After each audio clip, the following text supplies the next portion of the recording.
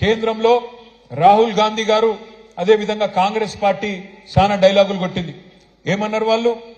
మేమందరినీ కూడగడతాం, మొత్తం దేశంలో ఉండే పార్టీలన్నింటినీ కూడగలుగుతాం, కూడగట్టి ఏదో అలయన్స్ పెడతాం, ఇండియా అలయన్స్ అని పేరు పెడతాం అని చెప్పి పెద్ద పెద్ద బిల్డప్ ఇచ్చి మమతా బెనర్జీ గారిని, నితీష్ కుమార్ గారిని, అదే విధంగా అరవింద్ కేజ్రీవాల్ అందరూ మాతోనే ఉన్నారు, మీరు మాతో లేకపోతే బీజేపీతోనే ఉన్నట్టు లెక్క అని చెప్పి ఇష్టం వచ్చినట్టు మాట్లాడింది మొన్నటి దాకా.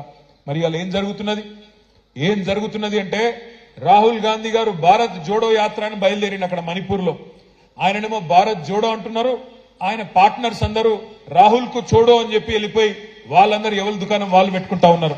ఎందుకంటే వాళ్ళకి అర్థమైపోయింది కాంగ్రెస్ పార్టీతోని కాదు, బీజేపీని ఓడగొట్టాలి అంటే కాంగ్రెస్ కు ఆ సత్తా లేదు, కాంగ్రెస్ వల్ల కాదు. అందుకే ఇవాళ ఒక్కొక్కరుగా